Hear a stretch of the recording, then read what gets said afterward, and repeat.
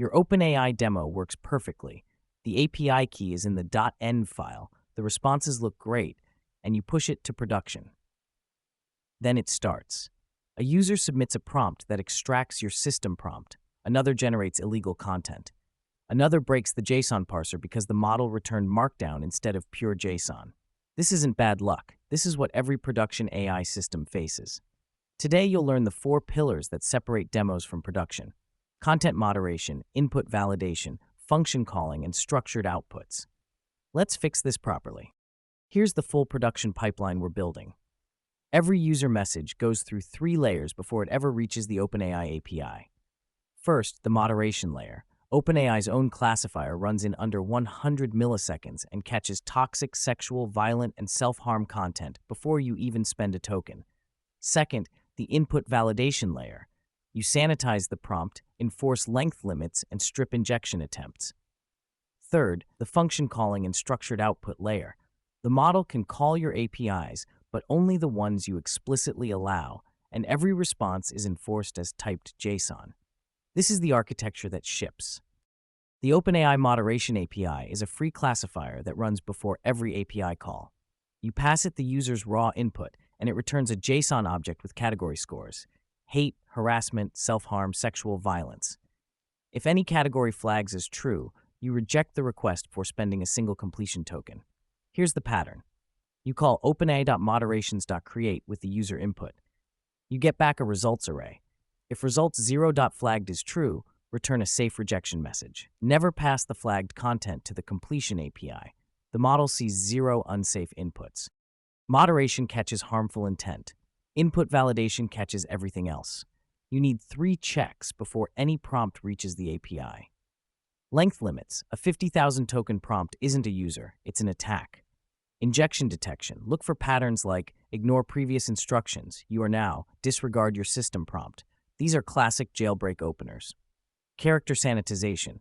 Strip or escape Markdown, HTML, and control characters that can confuse the model's context window.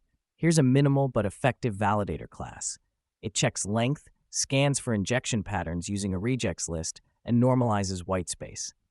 Plug it in before every API call.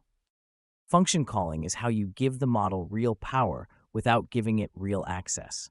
You define a registry of allowed tools, each with a name, description, and JSON schema for parameters. The model decides when to call a tool and what parameters to pass. Your code intercepts that call, executes it safely, and feeds the result back. The model never touches your database directly. It never has credentials. It just asks, and you decide whether to comply. Here's a weather tool example. Define the function schema, pass it in the tools array, check if the response is a function call, execute it, and send the result back as a tool message. The model then completes with real data. The model's biggest reliability problem isn't wrong answers, it's inconsistent format. Ask for JSON, get Markdown. Ask for a list, get prose. In production, a JSON parse error crashes your pipeline. Structured outputs solve this with response format and a JSON schema. You define exactly what shape you want. The API guarantees it. This uses constrained decoding. The model's token sampling is literally constrained to produce valid JSON matching your schema. Combine this with Pydantic for automatic Python object parsing, and you get typed, validated model responses every single time. Structured outputs give you the right shape.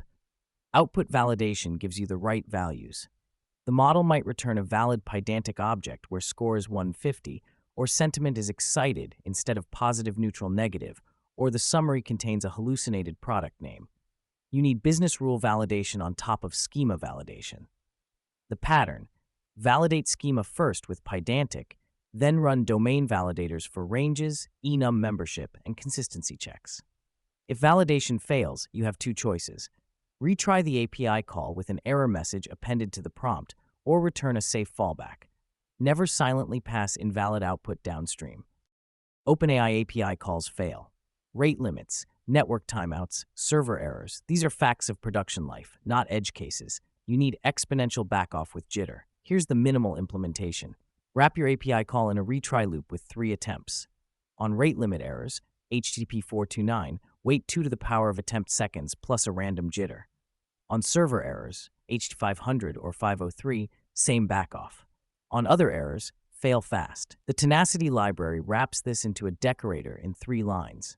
Never leave a raw API call unwrapped in production code.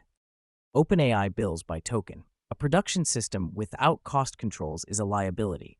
You need 3 layers: per-user rate limiting to prevent abuse, token budgeting to cap daily spend, and response truncation to avoid runaway completions. Use Redis or an in-memory counter for per-user limits. Track tokens used per user ID per hour. Set max tokens on every API call. Never omit it. And log every request with its token count to a database so you can detect anomalies and calculate real per-feature costs. The TikToken library counts tokens before the API call, so you can reject oversized requests early. You can't unit test an LLM response, but you can test everything around it. Mock the OpenAI client in unit tests. Never hit the real API in CI. Write integration tests with real API calls tagged skip in CI and run them manually before deploys. For output quality, build an Eval harness, a set of fixed inputs with expected output properties, not exact outputs. Check that sentiment is always one of 3 values. Check that summaries are between 20 and 200 characters. Check that function calls use only registered tool names. These property-based checks catch regressions without requiring exact string matches. Here's the complete pipeline assembled. A user message comes in. Moderation API runs in parallel with input validation. If either fails, reject immediately. The validated message hits the OpenAI API with your function registry and response format schema. If the model calls a function, your tool executor runs it safely and feeds results back. The final response is parsed with Pydantic, validated against business rules, and returned. Retries wrap the whole API interaction. Usage is logged. This is what production looks like. Not a single raw API call, every touchpoint defended. You now have the 4 pillars of a production OpenAI system. Moderation API blocks harmful content before it reaches the model. Input validation stops injection and abuse. Function calling gives the model real capabilities without real access. Structured outputs and validation give you typed, trusted responses every time. Add retries, cost controls, and a test harness, and you have something you can ship to real users with confidence. If you want to go deeper on building AI agents that use these patterns at scale, that video is right here. Subscribe so you don't miss the Agentic Systems series coming next week.